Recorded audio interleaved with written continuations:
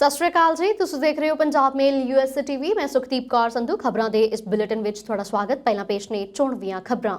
America ਦੇ ਵਿੱਚ ਰਾਸ਼ਟਰਪਤੀ ਜੋ ਬਾਈਡਨ ਦੇ ਪ੍ਰਸ਼ਾਸਨ ਨੇ ਕੈਨੇਡੀਅਨ ਪ੍ਰਧਾਨ ਮੰਤਰੀ ਜਸਟਿਨ ਟਰੂਡੋ ਦੀ ਸਰਕਾਰ ਨੂੰ ਕੀਤੀ ਅਪੀਲ। ਭਗਵੰਤ ਮਾਨ ਦੇ ਲਈ ਚੋਣ ਪ੍ਰਚਾਰ ਕਰਨ ਪੰਜਾਬ ਪਹੁੰਚਿਆ ਕੇਜਰੀਵਾਲ ਦਾ ਪਰਿਵਾਰ। ਨਵਜੋਤ ਸਿੱਧੂ ਦੀ ਧੀ ਰਾਬੀਆ ਸਿੱਧੂ ਨੇ ਵੀ ਲਾਏ ਮਜੀਠੀਆ ਤੇ ਵੱਡੇ ਦੋਸ਼। ਪ੍ਰਕਾਸ਼ ਸਿੰਘ ਬਾਦਲ ਨੇ ਕਿਹਾ ਪੰਜਾਬ ਦੇ ਵਿੱਚ ਕਦੇ ਨਹੀਂ ਬਣ ਸਕਦੀ ਭਾਜਪਾ ਦੀ ਸਰਕਾਰ। ਸੀਐਮ ਚੰਨੀ ਦਾ ਰੈਲੀ ਦੇ ਵਿੱਚ ਆਏ ਲੋਕਾਂ ਦੇ ਨਾਲ ਭੰਗੜਾ ਬਣਿਆ ਚਰਚਾ ਦਾ ਵਿਸ਼ਾ। ਹੁਣ ਖਬਰਾਂ ਵਿਸਥਾਰ ਦੇ ਨਾਲ।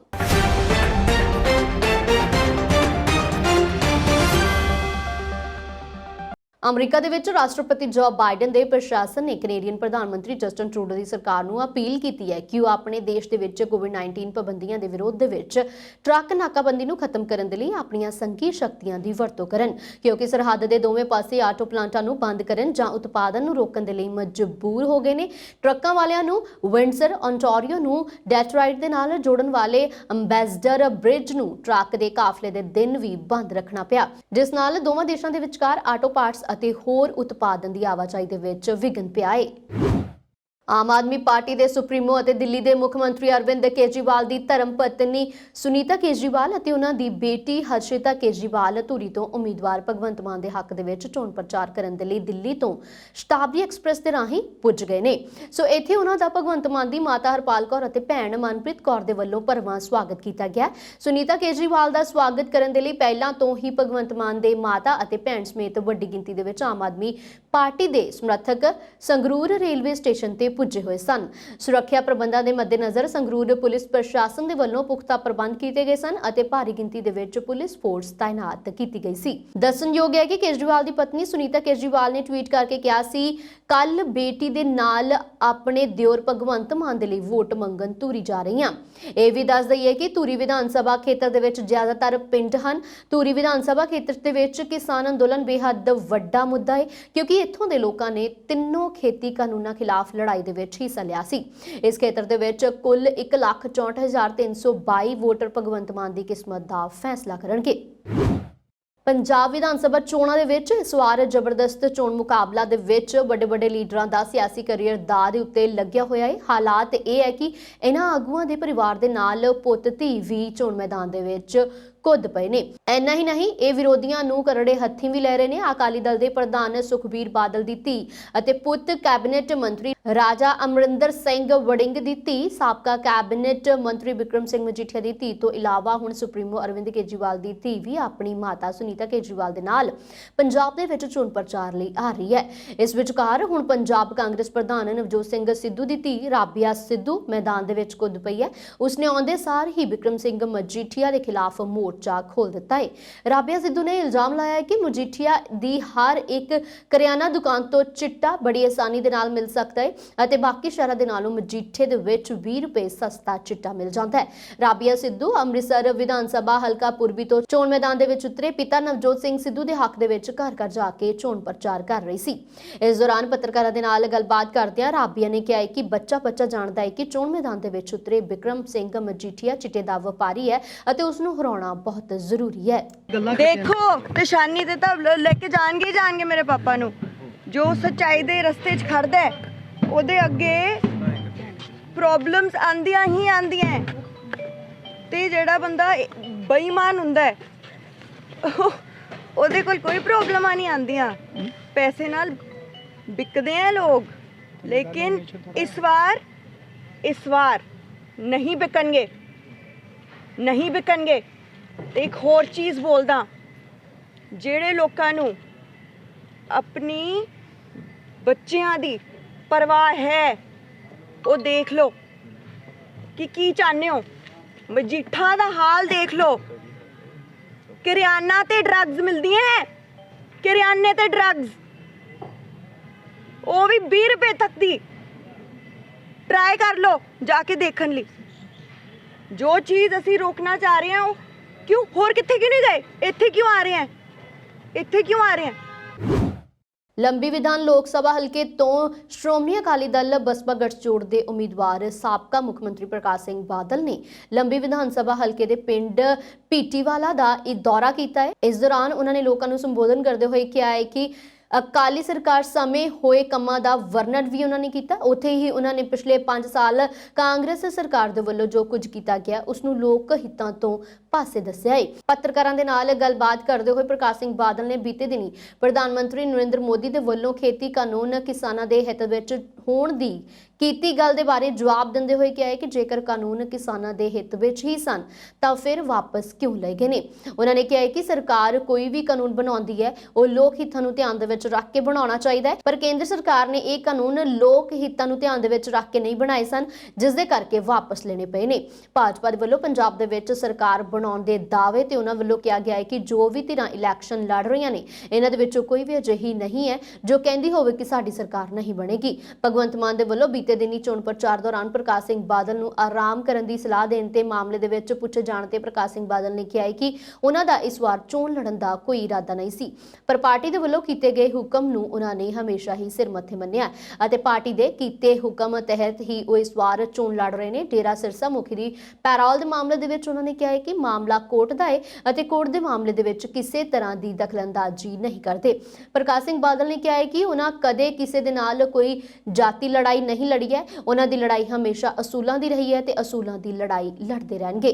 ਦੇਖੋ, ਕਦੇ ਵੀ ਕੋਈ ਵੀ ਪ੍ਰਧਾਨ ਮੰਤਰੀ ਹੋਵੇ, ਮੁੱਖ ਮੰਤਰੀ ਹੋਵੇ, ਜਿਹੜੇ ਕਾਨੂੰਨ ਹੁੰਦੇ ਆ ਉਹ ਲੋਕਾਂ ਦੀ ਰਾਏ ਦੇ ਨਾਲ ਲੈਣੇ ਹੁੰਦੇ ਆ ਕਿ ਬਣਾਈਏ ਕਿ ਨਾ ਬਣਾਈਏ। ਅੰਗਰੇਜ਼ ਤਾਂ ਸਰਕੂਲੇਟ ਕਰਦਾ ਹੁੰਦਾ ਸੀਗਾ ਕਈ ਮਹੀਨੇ ਪਹਿਲਾਂ ਵੀ ਆਹ ਅਸੀਂ ਕਾਨੂੰਨ ਬਣਾ ਰਹੇ ਹਾਂ, ਤੁਹਾਡੀ ਰਾਏ ਕੀ ਹੈ।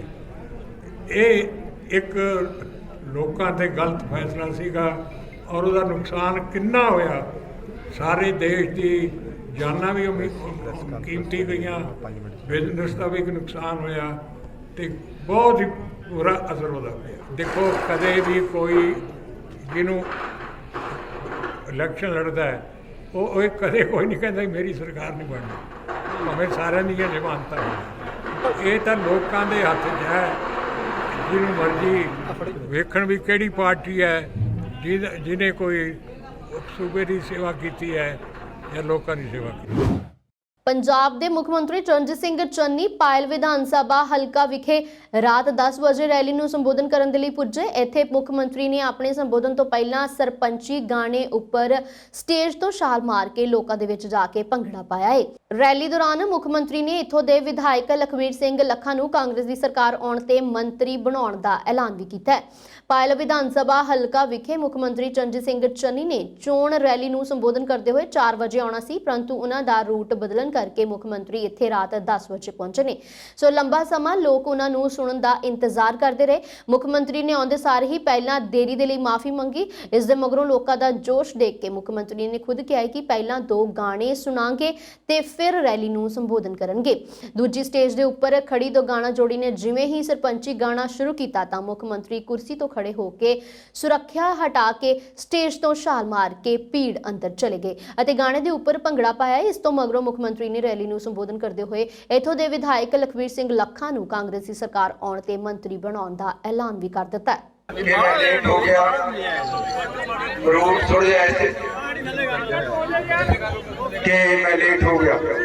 सो मैं ज़्यादा गल्लां नहीं करनियां, किसी दिन फिर दिन विच आ जाऊंगा, लेकिन थोड़ी एक बेनती करनी है कि लखे ने मेरे वांगू गरीब परिवार च पैदा होके बहुत मेहनत की है। ਤੁਹਾਡੇ ਸਾਰਿਆਂ ਵਾਸਤੇ ਦਿਨ ਰਾਤ ਲੱਗਿਆ ਰਹਿੰਦਾ ਹੈ। ਜਦ ਵੀ ਚੰਡੀਗੜ੍ਹ ਆਉਂਦਾ ਤਾਂ ਕੱਛ ਵਿੱਚ ਪਹਿਲਾਂ ਹੀ ਲੈ ਕੇ ਆਉਂਦਾ ਤੇ ਇਲਾਕੇ ਦੇ ਕੰਮ ਦੀ ਗੱਲ ਕਰਦਾ ਹੈ। ਇਸ ਲਈ ਅੱਜ ਤੁਹਾਡਾ ਫਰਜ਼ ਬਣਦਾ ਹੈ ਕਿ ਆਪਾਂ ਘਰ ਘਰ ਜਾ ਕੇ ਕਾਂਗਰਸ ਪਾਰਟੀ ਵਾਸਤੇ ਵੋਟ ਮੰਗੀਏ। ਆਪਣੇ ਆਪਣੇ ਪਿੰਡ ਨੂੰ ਸੰਭਾਲੋ, ਪਿੰਡ ਦੇ ਵਿੱਚ ਘਰ ਘਰ ਜਾਓ। ਲੱਖਾ ਤੁਹਾਡਾ 5 ਸਾਲ ਦਾ ਹੋਕਾ ਦੇ ਰਿਹਾ ਹੈ। ਆ 10 ਦਿਨ ਤੁਸੀਂ ਲਖਵੀਰ ਸਿੰਘ ਲੱਖੇ ਵਾਸਤੇ, ਕਾਂਗਰਸ ਪਾਰਟੀ ਵਾਸਤੇ ਔਰ ਮੇਰੇ ਵਾਸਤੇ ਲਗਾਓ। ਅਖੀਰ ਜੀ ਇੱਕ ਬੇਨਤੀ ਕਰਨੀ ਹੈ, ਪਿਛਲੀ ਵਾਰ ਤੁਸੀਂ ਲੱਖੇ ਨੂੰ ਐਮਐਲਏ ਵਾਸਤੇ ਵੋਟ ਪਾਈ ਸੀ। ਉਹ ਬਈ ਇੱਧਰ ਸੁਣ ਲਓ, ਪਿਛਲੀ ਵਾਰੀ ਤੁਸੀਂ ਲੱਗੇ ਨੂੰ ਐਮਐਲਏ ਉਸ ਵਾਸਤੇ ਵੋਟ ਪਾਈ ਸੀ, ਐਤਕੀ ਮੰਤਰੀ ਵਾਸਤੇ ਪਾਉਣੀ। ਕੇਂਦਰ ਸਰਕਾਰ ਸੂਬੇ ਤੋਂ ਟੈਕਸ ਵਸੂਲ ਕਰ ਰਹੀ ਹੈ, ਪਰ ਪੰਜਾਬ ਕੇਂਦਰ ਦੇ ਵੱਲ ਖੜਾ ਹੈ। ਇਸ ਦਾ ਕਰੋੜਾਂ ਰੁਪਏ ਦਾ GST ਦਾ ਬਕਾਇਆ ਕੇਂਦਰ ਦੇ ਵੱਲ ਖੜਾ ਹੈ, ਜਿਸ ਨੂੰ ਨਾ ਦੇ ਕੇ ਕੇਂਦਰ ਸਰਕਾਰ ਪੰਜਾਬ ਦੇ ਲੋਕਾਂ ਦੇ ਨਾਲ ਧਰੋਕ ਮਾਰ ਰਹੀ ਹੈ। ਇਹ ਪ੍ਰਗਟਾਵਾ ਮੁੱਖ ਮੰਤਰੀ ਪੰਜਾਬ ਚਰਨਜੀਤ ਸਿੰਘ ਚੰਨੀ ਨੇ ਹਲਕਾ ਸ਼੍ਰੀ ਫਤਿਹਗੜ੍ਹ ਸਾਹਿਬ ਦੇ ਕਾਂਗਰਸ ਦੇ ਉਮੀਦਵਾਰ ਵਿਧਾਇਕ ਕੁਲਜੀਤ ਸਿੰਘ ਨਾਗਰਾ ਦੀ ਚੋਣ ਰੈਲੀ ਨੂੰ ਸੰਬੋਧਨ ਕਰਦੇ ਹੋਏ ਕੀਤਾ ਹੈ। ਚੰਨੀ ਨੇ ਕਿਹਾ ਹੈ ਕਿ ਪਹਿਲਾਂ ਦੇਸ਼ ਨੂੰ ਗੋਰੇ ਅੰਗਰੇਜ਼ਾਂ ਨੇ ਲੁੱਟਿਆ ਖਸੁੱਟਿਆ ਤੇ ਹੁਣ ਇਹ ਕਾਲੇ ਅੰਗਰੇਜ਼ ਪੰਜਾਬ ਲੁੱਟਣ ਅਤੇ ਪੰਜਾਬ ਦੇ ਪਾਣੀਆਂ ਤੇ ਕਬਜ਼ਾ ਕਰਨ ਦੇ ਲਈ ਆ ਗਏ ਨੇ। ਉਹਨਾਂ ਨੇ ਕਿਹਾ ਹੈ ਕਿ ਦਿੱਲੀ ਹਾਈ ਕੋਰਟ ਦੇ ਵਿੱਚ ਕੇਜਰੀਵਾਲ ਨੇ ਪਟੀਸ਼ਨ ਦਾਇਰ ਕੀਤੀ ਹੈ ਕਿ SYL ਨਹਿਰ ਜ਼ਰੀਏ ਪੰਜਾਬ ਦਾ ਪਾਣੀ ਦਿੱਲੀ ਅਤੇ ਹੋਰ ਸੂਬਿਆਂ ਨੂੰ ਦਿੱਤਾ ਜਾਵੇ ਅਤੇ ਪੰਜਾਬ ਦੇ ਵਿੱਚ ਆ ਕੇ ਕੇਜਰੀਵਾਲ ਚਿਹਰਾ ਬਦਲ ਕੇ ਲੋਕਾਂ ਦੇ ਨਾਲ ਧੋਖਾ ਕਰ ਰਿਹਾ ਹੈ, ਪਰ ਪੰਜਾਬ ਦੇ ਲੋਕ ਉਸ ਦਾ ਜਵਾਬ ਜ਼ਰੂਰ ਦੇਣਗੇ।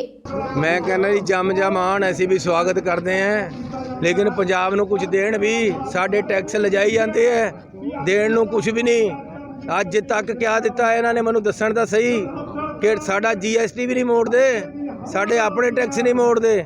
ਜਿੰਨਾ ਨੁਕਸਾਨ BJP ਨੇ ਪੰਜਾਬ ਦਾ ਕੀਤਾ, ਇਹਨਾਂ ਕਦੇ ਪੰਜਾਬ ਦਾ ਨੁਕਸਾਨ ਨਹੀਂ ਹੋਇਆ।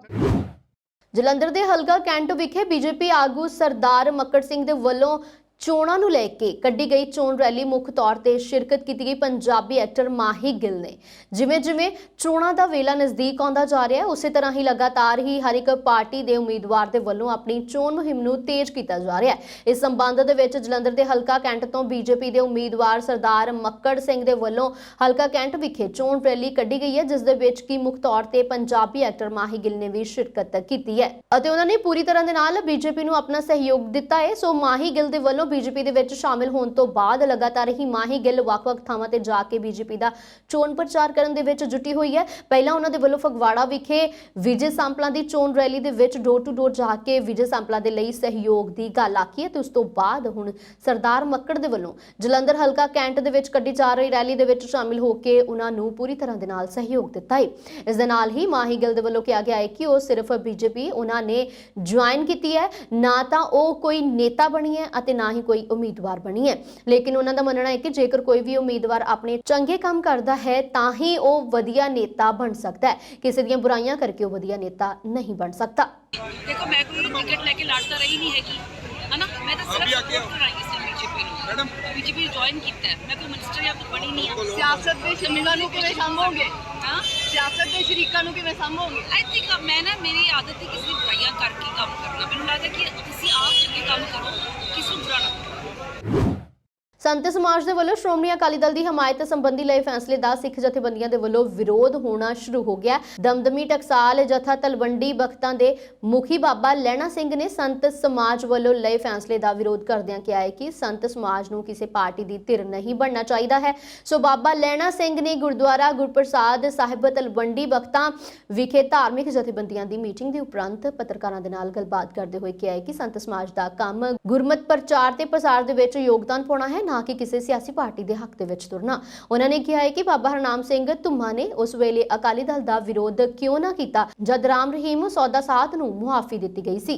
ਉਹਨਾਂ ਨੇ ਕਿਹਾ ਹੈ ਕਿ ਸ਼੍ਰੋਮਣੀ ਅਕਾਲੀ ਦਲ ਨੇ ਉਸ ਵੇਲੇ ਰਾਮ ਰਹੀਮ ਸੌਦਾ ਸਾਧ ਨੂੰ ਮੁਆਫੀ ਦੇ ਕੇ ਸਿੱਖ ਸੰਗਤਾਂ ਦੇ ਹਿਰਦਿਆਂ ਨੂੰ ਵਲੂੰਦਰਿਆ ਸੀ। ਇਸ ਤੋਂ ਇਲਾਵਾ ਬੇਅਦਬੀ ਦੇ ਦੋਸ਼ੀਆਂ ਨੂੰ ਲੈ ਕੇ ਸਿੱਖ ਸੰਗਤ ਦੇ ਵੱਲੋਂ ਕੀਤੇ ਜਾ ਰਹੇ ਸ਼ਾਂਤੀਪੂਰਵਕ ਰੋਸ ਮੁਜ਼ਾਹਰੇ ਦੌਰਾਨ ਸੰਗਤਾਂ ਤੇ ਗੋਲੀਆਂ ਅਤੇ ਲਾਠੀਆਂ ਚਲਾਈਆਂ ਗਈਆਂ ਸਨ। ਉਸ ਵੇਲੇ ਸ਼੍ਰੋਮਣੀ ਅਕਾਲੀ ਦਲ ਨੇ ਸਿੱਖ ਸੰਗਤਾਂ ਦੇ ਹਿਰਦਿਆਂ ਨੂੰ ਭਾਰੀ ਜ਼ਖਮ ਦਿੱਤੇ ਸਨ, ਜੋ ਅਜੇ ਤੱਕ ਵੀ ਅੱਲੇ ਨੇ। ਬਾਬਾ ਲਹਿਣਾ ਸਿੰਘ ਸੰਤ ਸਮਾਜ ਨੂੰ ਅਪੀਲ ਕੀਤੀ ਹੈ ਕਿ ਸੰਤ ਮਹਾਪੁਰਸ਼ ਆਪਣੇ ਫੈਸਲੇ ਤੇ ਮੁੜ ਵਿਚਾਰ ਕਰਨ, ਕਿਸੇ ਵੀ ਇੱਕ ਸਿਆਸੀ ਪਾਰਟੀ ਦੀ ਧਿਰ ਨਾ ਬਣਨ। ਉਹਨਾਂ ਨੇ ਸਿੱਖ ਸੰਗਤਾਂ ਨੂੰ ਵੀ ਅਪੀਲ ਕੀਤੀ ਹੈ ਕਿ ਆਪਣੀ ਜ਼ਮੀਰ ਦੀ ਆਵਾਜ਼ ਨੂੰ ਪਹਿਚਾਨਿਆ ਜਾਵੇ, ਇਮਾਨਦਾਰ ਅਤੇ ਸੱਚੇ ਸੁੱਚੇ ਉਮੀਦਵਾਰ ਦਾ ਸਾਥ ਦਿੱਤਾ ਜਾਵੇ। ਜਿਹੜਾ ਸੰਤ ਹੁੰਦਾ ਹੈ, ਸੰਤ ਸਮਾਜ ਹੁੰਦਾ, ਉਹ ਸਭ ਦਾ ਸਾਂਝਾ ਹੁੰਦਾ। ਉਹ ਇਲੈਕਸ਼ਨ ਦੇ ਮੌਕੇ ਤੇ ਰਾਜਨੀਤੀ ਦੇ ਵਿੱਚ ਇਸ ਤਰ੍ਹਾਂ ਕਿਸੇ ਵੀ ਪਾਰਟੀ ਦੀ ਹਮਾਇਤ ਨਹੀਂ ਕਰਦਾ, ਔਰ ਖਾਸ ਕਰਕੇ ਜਿਹੜੀ ਪਾਰਟੀ ਪੰਥ ਦੀ ਸ਼ਕਤੀ ਲੈ ਕੇ ਤੇ ਪੰਥ ਦੇ ਉਲਟ ਕਾਰਜ ਕਰ ਚੁੱਕੀ ਹੋਵੇ, ਤੁਸੀਂ ਸਭ ਜਾਣਦੇ ਹੋ। ਇਸ ਕਰਕੇ ਸੰਤ ਸਮਾਜ ਕਿਸੇ ਵੀ ਪਾਰਟੀ ਦੇ ਉਲਟ ਜਾਂ ਉਹਦੇ ਹੱਕ ਵਿੱਚ ਇੱਦਾਂ ਦੀ ਬਿਆਨਬਾਜ਼ੀ ਨਹੀਂ ਕਰ ਸਕਦਾ। ਸੰਤ ਸਮਾਜ ਦਾ ਕੰਮ ਆ, ਕਿਉਂਕਿ ਸੰਤ ਸਮਾਜ ਦਾ ਨਾਮ ਰੱਖਿਆ ਗੁਰਮਤਿ ਸਿਧਾਂਤ ਪ੍ਰਚਾਰਕ। ਇਹ ਕੋਈ ਗੁਰਮਤਿ ਦੀ ਗੱਲ ਨਹੀਂ ਹੋ ਰਹੀ ਵੀ ਫਲਾਣਿਆਂ ਨੂੰ ਵੋਟਾਂ ਪਾਓ, ਫਲਾਣਿਆਂ ਨੂੰ ਵੋਟਾਂ ਨਾ ਪਾਓ, ਫਲਾਣਿਆਂ ਦੀ ਹਮਾਇਤ ਕਰੋ। ਸੰਤ ਦਾ ਕੰਮ ਹੈ ਜਿਹੜਾ ਵੀ ਉਹਦੀ ਸੰਗਤ ਵਿੱਚ ਆਉਂਦਾ ਕੋਈ ਵੀ ਹੈ ਉਹਨੂੰ ਗੁਰੂ ਗ੍ਰੰਥ ਸਾਹਿਬ ਨਾਲ ਜੋੜਨਾ। ਹਾਂ, ਇਹਦਾ ਹੀ ਬਿਲਕੁਲ ਡਟ ਕੇ ਵਿਰੋਧ ਕਰਦੇ ਹਾਂ, ਬਿਲਕੁਲ ਗਲਤ ਫੈਸਲਾ ਵਾ। ਕਿਉਂਕਿ ਮੈਂ ਬੇਨਤੀ ਕਰਨੀ ਚਾਹੁੰਦਾ, ਸੰਤ ਸਮਾਜ ਜਦੋਂ ਵੀ ਕਿਤੇ ਬਾਦਲ ਪਰਿਵਾਰ ਨੂੰ ਕਿਸੇ ਤਰ੍ਹਾਂ ਦੀ ਕੋਈ ਪ੍ਰੋਬਲਮ ਆਉਂਦੀ ਹੈ, ਉਹਦੇ ਥੱਲਿਓਂ ਕੋਈ ਸਿੰਘਾਸਨ ਨਿਕਲਦਾ, ਇਹ ਸੰਤ ਸਮਾਜ ਉੱਠ ਕੇ ਖੜਾ ਹੋ ਜਾਂਦਾ ਉਸੇ ਵੇਲੇ। ਮੈਂ ਸੰਤ ਸਮਾਜ, ਫਿਰ ਮੈਂ ਸਵਾਲ ਕਰ ਰਿਹਾ, ਤੁਸੀਂ ਸੰਤ ਸਮਾਜ ਇਹ ਬਾਬਾ ਹਰਨਾਮ ਸਿੰਘ ਜੀ ਵਾਲਾ ਜਿਹੜਾ ਸੰਤ ਸਮਾਜ ਹੈ, ਤੇ ਇਹਨਾਂ ਦਾ ਜਿਹੜਾ ਸੰਤ ਸਮਾਜ ਕੱਲ ਇਕੱਠਾ ਹੋਇਆ ਸੀ, ਇਹਨਾਂ ਨੂੰ ਮੈਂ ਪੁੱਛਣਾ ਚਾਹੁੰਦਾ ਵੀ ਜਦੋਂ ਸੌਦਾ ਸਾਧ ਨੇ ਇਹ ਸਾਰਾ ਕੁਝ ਸਵਾਂਗ ਰਚਿਆ ਤੇ ਜੋ ਕੁਝ ਹੋਇਆ, ਕਿੰਨੀਆਂ ਸ਼ਹੀਦੀਆਂ ਹੋਈਆਂ, ਉਸ ਵੇਲੇ ਸੰਤ ਸਮਾਜ ਕਿੱਥੇ ਸੀ? ਪੰਜਾਬ ਦੇ ਉਪ ਮੁੱਖ ਮੰਤਰੀ ਅਤੇ ਡੇਰਾ ਬਾਬਾ ਨਾਨਕ ਤੋਂ ਕਾਂਗਰਸ ਪਾਰਟੀ ਦੇ ਉਮੀਦਵਾਰ ਸੁਖਜਿੰਦਰ ਸਿੰਘ ਰੰਧਾਵਾ ਨੇ ਕਿਹਾ ਕਿ ਅਕਾਲੀ ਦਲ, ਭਾਜਪਾ ਅਤੇ ਆਮ ਆਦਮੀ ਪਾਰਟੀ ਆਪਸ ਦੇ ਵਿੱਚ ਮਿਲੇ ਹੋਏ ਨੇ। ਉੱਥੇ ਹੀ ਪ੍ਰਧਾਨ ਮੰਤਰੀ ਦੇ ਵੱਲੋਂ ਇੰਟਰਵਿਊ ਦੇ ਵਿੱਚ ਅਕਾਲੀ ਦਲ ਦੇ ਗੱਠਜੋੜ ਤੇ ਕੀਤੀ ਟਿੱਪਣੀ ਤੇ ਸੁਖਜਿੰਦਰ ਸਿੰਘ ਰੰਧਾਵਾ ਨੇ ਕਿਹਾ ਕਿ ਦੋਵੇਂ ਪਾਰਟੀਆਂ ਕੱਟੜ ਨੇ, ਇੱਕ ਪੰਥ ਦੇ ਨਾਂ ਤੇ ਲੋਕਾਂ ਦੇ ਵਿੱਚ ਹੈ ਅਤੇ ਇੱਕ ਹਿੰਦੂਤਵ ਦੇ ਨਾਂ ਤੇ, ਲੇਕਿਨ ਕਾਂਗਰਸ ਪਾਰਟੀ ਧਰਮ ਨਿਰਪੱਖ ਪਾਰਟੀ ਹੈ। ਇਸ ਦੇ ਨਾਲ ਹੀ ਦੇਸ਼ ਦੇ ਪ੍ਰਧਾਨ ਮੰਤਰੀ ਦੇ ਪੰਜਾਬ ਦੇ ਵਿੱਚ ਪ੍ਰਚਾਰ ਫੇਰੀ ਬਾਰੇ ਉਹਨਾਂ ਨੇ ਕਿਹਾ ਕਿ ਹਰ ਕਿਸੇ ਵੱਡੇ ਲੀਡਰ ਅਤੇ ਪਾਰਟੀ ਨੂੰ ਪ੍ਰਚਾਰ ਕਰਨ ਦਾ ਹੱਕ ਹੈ ਅਤੇ ਉਹ ਵੀ ਕਰ ਰਹੇ ਨੇ, ਅਤੇ ਲੇਕਿਨ ਪੰਜਾਬ ਦੇ ਵਿੱਚ ਜਿੱਤ ਕਾਂਗਰਸ ਦੀ ਹੋਏਗੀ। ਚੁਣਾਵ ਪ੍ਰਚਾਰ ਤੁਸੀਂ ਦੇਖਿਆ ਹੀ ਹੈ ਕਿ ਹਰ ਪਿੰਡ ਦੇ ਵਿੱਚ ਲੋਕਾਂ ਨੂੰ ਡਿਵੈਲਪਮੈਂਟ ਦੇ ਉੱਤੇ, ਮੁੱਦੇ ਦੇ ਉੱਤੇ ਕੀਤੀ ਜਾਂਦੀ ਹੈ। ਵੈਸੇ ਤੇ ਤੁਹਾਨੂੰ ਜਿਹੜੇ ਚੈਨਲ ਵਾਲੇ ਆ, ਇਹਨਾਂ ਨੂੰ ਇੱਕ ਜ਼ਰੂਰ ਗੱਲ ਕਰਨੀ ਚਾਹੀਦੀ ਹੈ ਕਿ ਜਿਹੜੇ ਪਿੰਡਾਂ ਦੀ ਡਿਵੈਲਪਮੈਂਟ ਹੋਈ ਆ ਉਹਨਾਂ ਦੀ ਪੁਰਾਣੀਆਂ ਪਿਕਚਰਾਂ ਲਓ, ਔਰ ਜਿਹੜੀ ਨਵੀਂ ਡਿਵੈਲਪਮੈਂਟ ਹੋਈ ਆ ਉਹਨਾਂ ਦੀਆਂ ਵੀ ਲੋਕਾਂ ਨੂੰ ਕਰੋ ਕਿ ਕਿਸ ਪਿੰਡ 'ਚ, ਔਰ ਕ੍ਰਿਟਿਸਿਜ਼ਮ ਵੀ ਕਰੋ ਕਿ ਆਹ ਕੰਮ ਨਹੀਂ ਹੋਏ, ਅਤੇ ਫਿਰ ਤਾਂ ਕਹਾਂਗੇ ਹੈਲਦੀ ਜਿਹੜੀ ਆ ਚੱਲ ਰਹੀ ਆ ਡਰਾਈਵ, ਅਤੇ ਉਹ ਸਾਨੂੰ ਹੀ ਪੁੱਛ ਕੇ ਮੀਆਂ ਮਿੱਠੂ ਸਾਨੂੰ ਨਾ ਬਣਾਓ। ਅਤੇ ਉਹਦੇ 'ਚ ਇਹ ਆ ਕਿ ਜਾ ਕੇ ਪਿੰਡਾਂ 'ਚ ਤੁਸੀਂ ਆ ਬਸਤੀ ਬਾਜੀਗਰ ਜਾਂ ਧਿਆਨ ਫੋਰਿਆ, ਇੱਥੇ ਕਿਤੇ ਚੱਕਰ ਮਾਰ ਕੇ ਦੇਖੋ ਕਿ ਪਿੰਡਾਂ ਦੀ ਕਿਵੇਂ ਕਾਇਆਕਲਪ ਹੋਈ ਆ ਔਰ ਕਿਵੇਂ ਪਿੰਡ ਨਰਕ ਤੋਂ ਸਵਰਗ ਬਣੇ। ਇਹਦਾ ਮਤਲਬ ਸਾਂਝੀ ਵਾਲਤਾ ਦੋਵੇਂ ਕਮਿਊਨਲ ਪਾਰਟੀਆਂ ਨੇ, ਦੋਨੇ ਧਰਮ ਦੇ ਨਾਂ 'ਤੇ ਜਿਹੜੀ ਇਲੈਕਸ਼ਨਾਂ ਲੜਦੀਆਂ ਨੇ ਔਰ ਦੇਸ਼ ਨੂੰ ਜਿਹੜੀ ਟੋਟੇ ਕਰਨ ਦੇ ਪਾਸੇ ਤੁਰੀਆਂ ਨੇ। ਇੱਕ ਕਹਿੰਦੇ ਪੰਥਕ ਚਾਹੀਦਾ, ਦੂਜਾ ਕਹਿੰਦਾ ਹਿੰਦੂਵਾਦ ਚਾਹੀਦਾ। ਸਿਰਫ ਜੇ ਸੈਕੂਲਰ ਪਾਰਟੀ ਆ ਅਤੇ ਉਹ ਕਾਂਗਰਸ ਆ। ਉਹ ਪੰਜਾਬ 'ਚ ਆਈ ਜਾਣ, ਜਿਹਨਾਂ ਉੱਥੇ ਹਰ ਲੀਡਰ ਨੇ ਆਉਣਾ, ਉੱਥੇ ਉਹ ਬਸਪਾ ਵਾਲੀ ਵੀ ਚਲੀ ਗਈ ਆ ਬੋਲ ਕੇ, ਅਤੇ ਹੋਰ ਵੀ ਜਿਹੜੇ ਆਏ ਨੇ, ਰਾਜਨਾਥ ਸਿੰਘ ਹੋਣੀ ਵੀ ਆਏ ਨੇ। ਇਲੈਕਸ਼ਨ 'ਚ ਹਰ ਲੀਡਰ ਨੇ ਆਪਣਾ ਆਪਣਾ ਪ੍ਰੋਗਰਾਮ ਦੇਣ ਆਉਣਾ, ਉਹਦੇ 'ਚ ਮੋਦੀ ਸਾਹਿਬ ਵੀ ਹੋਣਗੇ, ਪਰ ਕਾਂਗਰਸ ਜਿੱਤ ਕੇ ਨਿਕਲੇਗੀ। ਮੁੱਖ ਮੰਤਰੀ ਚਰਨਜੀਤ ਸਿੰਘ ਚੰਨੀ ਦੇ ਭਾਣਜੇ ਨੂੰ ਰਿਮਾਂਡ ਖਤਮ ਹੋਣ ਤੋਂ ਬਾਅਦ ਜਲੰਧਰ ਦੀ ਸਪੈਸ਼ਲ ਕੋਰਟ ਦੇ ਵਿੱਚ ਪੇਸ਼ ਕੀਤਾ ਗਿਆ ਸੀ। ਇਥੋਂ ਅਦਾਲਤ ਨੇ ਚੰਨੀ ਦੇ ਭਾਣਜੇ ਭੁਪਿੰਦਰ ਸਿੰਘ ਹਨੀ ਨੂੰ 14 ਦਿਨ ਦੇ ਲਈ ਨਿਆਇਕ ਹਿਰਾਸਤ ਦੇ ਵਿੱਚ ਭੇਜ ਦਿੱਤਾ ਹੈ। 14 ਦਿਨਾਂ ਦੀ ਨਿਆਇਕ ਹਿਰਾਸਤ ਦੇ ਵਿੱਚ ਭੇਜਣ ਤੋਂ ਬਾਅਦ ਭੁਪਿੰਦਰ ਸਿੰਘ ਹਨੀ ਦੀਆਂ ਮੁਸ਼ਕਲਾਂ ਵਧਣੀਆਂ ਸ਼ੁਰੂ ਹੋ ਗਈਆਂ ਨੇ। ਇੱਥੇ ਦੱਸਣਯੋਗ ਹੈ ਕਿ ਨਾਜਾਇਜ਼ ਮਾਈਨਿੰਗ ਦੇ ਮਾਮਲੇ ਦੇ ਵਿੱਚ ਈਡੀ ਦੇ ਵੱਲੋਂ ਪਿਛਲੇ ਦਿਨੀ ਭੁਪਿੰਦਰ ਸਿੰਘ ਹਨੀ ਨੂੰ ਗ੍ਰਿਫਤਾਰ ਕੀਤਾ ਗਿਆ ਸੀ। ਗ੍ਰਿਫਤਾਰੀ ਤੋਂ ਬਾਅਦ ਜਲੰਧਰ ਦੀ ਸਪੈਸ਼ਲ ਕੋਰਟ ਦੇ ਵਿੱਚ ਪੇਸ਼ ਹੋਣ ਉਪਰੰਤ ਈਡੀ ਨੇ ਪਹਿਲਾਂ 8 ਤਾਰੀਖ ਤੱਕ ਦਾ ਰਿਮਾਂਡ ਹਾਸਲ ਕੀਤਾ ਗਿਆ ਸੀ। ਸੋ ਰਿਮਾਂਡ ਖਤਮ ਹੋਣ ਤੋਂ ਬਾਅਦ 8 ਤਾਰੀਖ ਨੂੰ ਮੁੜ ਅਦਾਲਤ ਦੇ ਵਿੱਚ ਹਨੀ ਨੂੰ ਪੇਸ਼ ਕੀਤਾ ਗਿਆ ਅਤੇ ਫਿਰ 3 ਦਿਨ ਤੱਕ ਰਿਮਾਂਡ ਦੇ ਵਿੱਚ ਵਾਧਾ ਕੀਤਾ ਗਿਆ ਸੀ। ਅੱਜ ਮੁੜ 3 ਦਿਨਾਂ ਦਾ ਰਿਮਾਂਡ ਖਤਮ ਹੋਣ ਤੋਂ ਬਾਅਦ ਸਪੈਸ਼ਲ ਅਦਾਲਤ ਦੇ ਵਿੱਚ ਭੁਪਿੰਦਰ ਸਿੰਘ ਹਨੀ ਨੂੰ ਪੇਸ਼ ਕੀਤਾ ਗਿਆ, ਜਿੱਥੋਂ ਅਦਾਲਤ ਨੇ 14 ਦਿਨਾਂ ਦੇ ਲਈ ਜੇਲ੍ਹ ਭੇਜ ਦਿੱਤਾ ਹੈ। ਇੱਥੇ ਇਹ ਵੀ ਦੱਸਣਯੋਗ ਹੈ ਕਿ ਈਡੀ ਦੇ ਵੱਲੋਂ ਕੀਤੀ ਗਈ ਛਾਪੇਮਾਰੀ ਦੌਰਾਨ ਭੁਪਿੰਦਰ ਸਿੰਘ ਹਨੀ ਦੇ ਘਰੋਂ ਈਡੀ ਨੂੰ 11 ਕਰੋੜ ਰੁਪਏ ਬਰਾਮਦ ਹੋਏ ਸਨ। ਇਸ ਦੇ ਨਾਲ ਹੀ ਹੋਰ ਵੀ ਕੀਮਤੀ ਸਮਾਨ ਬਰਾਮਦ ਕੀਤਾ ਗਿਆ। ਯੂਕਰੇਨ ਦੇ ਮੁੱਦੇ ਤੇ ਅਮਰੀਕਾ ਅਤੇ ਰੂਸ ਵਿਚਾਲੇ ਲਗਾਤਾਰ ਵੱਧਦੇ ਤਣਾਅ ਦੇ ਵਿਚਕਾਰ ਰਾਸ਼ਟਰਪਤੀ ਜੋ ਬਾਈਡਨ ਨੇ ਨਵਾਂ ਬਿਆਨ ਜਾਰੀ ਕੀਤਾ ਹੈ। ਬਾਈਡਨ ਨੇ ਅਮਰੀਕੀ ਨਾਗਰਿਕਾਂ ਨੂੰ ਤੁਰੰਤ ਯੂਕਰੇਨ ਛੱਡਣ ਦੇ ਲਈ ਕਹਿ ਦਿੱਤਾ ਹੈ। ਨਿਊਜ਼ ਏਜੰਸੀ AFP ਨੇ ਅਮਰੀਕੀ ਰਾਸ਼ਟਰਪਤੀ ਜੋ ਬਾਈਡਨ ਦੇ ਹਵਾਲੇ ਦੇ ਨਾਲ ਯੂਕਰੇਨ ਸੰਕਟ ਦੇ ਮੱਦੇਨਜ਼ਰ ਇਹ ਗੱਲ ਕਹੀ ਹੈ। ਇਸ ਤੋਂ ਪਹਿਲਾਂ ਯੂਕਰੇਨ ਸੰਕਟ ਦੇ ਬੈਠਕ ਬੁਲਾਉਣ ਦਾ ਅਮਰੀਕੀ ਪ੍ਰਸਤਾਵ ਸੰਯੁਕਤ ਰਾਸ਼ਟਰ ਸੁਰੱਖਿਆ ਪਰਿਸ਼ਦ ਦੇ ਵਿੱਚ ਪਾਸ ਕੀਤਾ ਗਿਆ ਸੀ। ਇਸ ਦੌਰਾਨ ਸੰਯੁਕਤ ਰਾਸ਼ਟਰ ਸੁਰੱਖਿਆ ਪਰਿਸ਼ਦ ਦੀ ਬੈਠਕ ਦੇ ਵਿੱਚ ਮਾਹੌਲ ਉਸ ਸਮੇਂ ਗਰਮਾ ਗਿਆ ਜਦੋਂ ਬਹਿਸ ਦੇ ਵਿੱਚ ਅਮਰੀਕਾ ਅਤੇ ਰੂਸ ਡਿਪਲੋਮੈਟ ਸਿੱਧੇ ਤੌਰ ਤੇ ਆਮੋ ਸਾਹਮਣੇ ਹੋ ਗਏ। ਰੂਸ ਨੇ ਪੱਛਮੀ ਦੇਸ਼ਾਂ ਦੇ ਯੂਕਰੇਨ ਨੂੰ ਲੈ ਕੇ ਤਣਾਅ ਵਧਾਉਣ ਦਾ ਦੋਸ਼ ਲਗਾਇਆ, ਜਦੋਂ ਕਿ ਅਮਰੀਕਾ ਨੇ ਯੂਕਰੇਨ ਦੀ ਸਰਹੱਦ ਤੇ 1 ਲੱਖ ਰੂਸੀ ਸੈਨਿਕਾਂ ਦੇ ਇਕੱਠੇ ਹੋਣ ਤੇ ਇਤਰਾਜ਼ ਜਤਾਇਆ ਹੈ। ਕੈਨੇਡਾ ਦੇ ਪ੍ਰਧਾਨ ਮੰਤਰੀ ਜਸਟਨ ਟਰੂਡੋ ਨੇ ਕੋਰੋਨਾ ਵਾਇਰਸ ਪਾਬੰਦੀਆਂ ਦਾ ਵਿਰੋਧ ਕਰਨ ਅਤੇ ਆਰਥਿਕਤਾ ਨੂੰ ਨੁਕਸਾਨ ਪਹੁੰਚਾਉਣ ਦੇ ਲਈ ਟਰੱਕ ਡਰਾਈਵਰਾਂ ਦੀ ਆਲੋਚਨਾ ਕੀਤੀ ਹੈ। ਪ੍ਰਧਾਨ ਮੰਤਰੀ ਨੇ ਬੁੱਧਵਾਰ ਨੂੰ ਸੰਸਦ ਦੇ ਵਿੱਚ ਕਿਹਾ, ਗੈਰ ਕਾਨੂੰਨੀ ਪ੍ਰਦਰਸ਼ਨ ਕਰਨਾ, ਚੱਕਾ ਜਾਮ ਕਰਨਾ ਬਰਦਾਸ਼ਤ ਕਰਨ ਯੋਗ ਨਹੀਂ ਨੇ, ਜਿਸ ਦਾ ਕਾਰੋਬਾਰੀਆਂ, ਨਿਰਮਾਤਾਵਾਂ ਅਤੇ ਕਾਰੋਬਾਰ ਤੇ ਮਾੜਾ ਪ੍ਰਭਾਵ ਪੈਂਦਾ ਹੈ। ਸਾਨੂੰ ਇਸ ਨੂੰ ਖਤਮ ਕਰਨ ਦੇ ਲਈ ਹਰ ਸੰਭਵ ਕੋਸ਼ਿਸ਼ ਕਰਨੀ ਚਾਹੀਦੀ ਹੈ। ਉਹਨਾਂ ਨੇ ਅਰਥ ਵਿਵਸਥਾ ਨੂੰ ਰੋਕਣ ਅਤੇ ਲੋਕਤੰਤਰ ਅਤੇ ਇਸ ਦੇ ਨਾਗਰਿਕਾਂ ਦੇ ਰੋਜ਼ਾਨਾ ਜੀਵਨ ਨੂੰ ਪ੍ਰਭਾਵਿਤ ਕਰਨ ਦੇ ਲਈ ਪ੍ਰਦਰਸ਼ਨਕਾਰੀਆਂ ਦੀ ਨਿੰਦਾ ਕੀਤੀ ਹੈ। ਧਿਆਨ ਦੇਣ ਯੋਗ ਹੈ ਕਿ ਵੱਡੀ ਗਿਣਤੀ ਦੇ ਵਿੱਚ ਟਰੱਕ ਡਰਾਈਵਰਾਂ ਨੇ ਅਮਰੀਕਾ ਤੇ ਕੈਨੇਡਾ ਨੂੰ ਜੋੜਨ ਵਾਲੀ ਮੁੱਖ ਸੜਕ ਦਾ ਘਿਰਾਓ ਕੀਤਾ ਹੋਇਆ ਹੈ, ਜਿਸ ਦੇ ਕਾਰਨ ਆਰਥਿਕਤਾ ਨੂੰ ਨੁਕਸਾਨ ਪਹੁੰਚਾਉਣ ਦਾ ਡਰ ਪੈਦਾ ਹੋ ਗਿਆ ਹੈ। ਇੱਕ ਰਿਪੋਰਟ ਦੇ ਵਿੱਚ ਦਾਅਵਾ ਕੀਤਾ ਗਿਆ ਹੈ ਕਿ ਅਮਰੀਕਾ ਦੇ ਵਿੱਚ ਮਹਿੰਗਾਈ ਦਰ ਬੀਤੇ 40 ਸਾਲਾਂ ਦੇ ਨਵੇਂ ਉੱਚ ਪੱਧਰ ਤੇ ਪਹੁੰਚ ਸਕਦੀ ਹੈ। ਇਸ ਸੰਬੰਧ ਵਿੱਚ ਜਾਰੀ ਇੱਕ ਰਿਪੋਰਟ ਦੇ ਵਿੱਚ ਕਿਹਾ ਗਿਆ ਹੈ ਕਿ ਵੀਰਵਾਰ ਨੂੰ ਜਾਰੀ ਹੋਣ ਵਾਲੀ ਮਹਿੰਗਾਈ ਦੇ ਅੰਕੜੇ ਹੈਰਾਨ ਕਰਨ ਵਾਲੇ ਹੋਣਗੇ ਅਤੇ ਪਿਛਲੇ ਸਾਲ ਦੀ ਤੁਲਨਾ ਦੇ ਵਿੱਚ ਮਹਿੰਗਾਈ ਦਰ 7.3% ਤੇ ਪਹੁੰਚ ਸਕਦੀ ਹੈ। ਫੈਕਟ ਸੈੱਟ ਮੁਤਾਬਿਕ ਕਿਰਤ ਵਿਭਾਗ ਜਨਵਰੀ ਦੇ ਲਈ ਮਹਿੰਗਾਈ ਦੇ ਅੰਕੜੇ ਜਾਰੀ ਕਰੇਗਾ ਤਾਂ ਕਿ ਇਹ ਅੰਕੜੇ ਦਸੰਬਰ ਤੇ 7.1 ਦੀ ਤੁਲਨਾ ਦੇ ਵਿੱਚ ਵਧਾ ਕੇ 7.3% ਰਹਿ ਸਕਦੇ ਨੇ। ਮਹਿੰਗਾਈ ਦੀ ਮਾਰ ਸਿਰਫ ਭਾਰਤ ਹੀ ਨਹੀਂ, ਅਮਰੀਕਾ ਦੇ ਲਈ ਵੀ ਦੁਖਦਾਈ ਬਣੀ ਹੋਈ ਹੈ। ਅਨੁਮਾਨ ਲਗਾਇਆ ਜਾ ਰਿਹਾ ਹੈ ਕਿ ਸਾਲ ਦਰ ਸਾਲ ਜਰਮਨੀ ਦੇ ਲਈ ਮਹਿੰਗਾਈ ਦਰ 4 ਦਹਾਕਿਆਂ ਦੇ ਉੱਚ ਪੱਧਰ ਤੇ ਪਹੁੰਚ ਸਕਦੀ ਹੈ। ਸੰਯੁਕਤ ਰਾਜ ਦੇ ਵਿੱਚ ਜੈਨੇਟਿਕਸ ਸੁਸਾਇਟੀ ਆਫ ਅਮਰੀਕਾ ਨੇ ਵਿਕਾਸਵਾਦੀ ਜੀਵ ਵਿਗਿਆਨੀ ਡਾਕਟਰ ਹਰਮੀਤ ਸਿੰਘ ਮਲਿਕ ਨੂੰ ਚੋਟੀ ਦੇ ਇਨਾਮ ਜੇਤੂਆਂ ਦੇ ਵਿੱਚੋਂ ਇੱਕ ਭਾਰਤੀ ਵਜੋਂ ਨਾਮਜ਼ਦ ਕੀਤਾ ਹੈ। ਇੱਥੇ ਦੱਸ ਦਈਏ ਕਿ ਭਾਰਤੀ ਮੂਲ ਦੇ ਸਿੱਖ ਡਾਕਟਰ ਹਰਮੀਤ ਸਿੰਘ ਮਲਿਕ ਅਮਰੀਕਾ ਸਥਿਤ ਫਰੈਡ ਹਚਿਨਸ ਕੈਂਸਰ ਰਿਸਰਚ ਸੈਂਟਰ ਦੇ ਵਿੱਚ ਬੇਸਿਕ ਸਾਇੰਸ ਡਿਵੀਜ਼ਨ ਦੇ ਪ੍ਰੋਫੈਸਰ ਅਤੇ ਆਈਸੋਏਟ ਡਾਇਰੈਕਟੋਰੇਟ ਵੀ ਨੇ। ਡਾਕਟਰ ਹਰਮੀਤ ਨੇ ਜੈਨੇਟਿਕਸ ਖੋਜ ਦੇ ਵਿੱਚ ਅਸਾਧਾਰਨ ਰਚਨਾਤਮਕਤਾ ਅਤੇ ਬੌਧਿਕ ਚਤੁਰਾਈ ਦੇ ਲਈ ਐਡਵਰਡ ਨੋਵਿਟਸਕੀ ਪੁਰਸਕਾਰ ਜਿੱਤਿਆ ਹੈ। ਭਾਰਤੀ ਮੂਲ ਦੇ ਸਿੱਖ ਡਾਕਟਰ ਹਰਮੀਤ ਸਿੰਘ ਮਲਿਕ ਇੱਥੇ ਜੈਨੇਟਿਕ ਟਕਰਾਅ ਦਾ ਅਧਿਐਨ ਕਰਦੇ ਨੇ। ਉਹਨਾਂ ਦੀ ਖੋਜ ਦਾ HIV ਤੋਂ ਲੈ ਕੇ ਕੈਂਸਰ ਤੱਕ ਕਈ ਬਿਮਾਰੀਆਂ ਦੇ ਲਈ ਪ੍ਰਭਾਵ ਹੋ ਸਕਦਾ ਹੈ।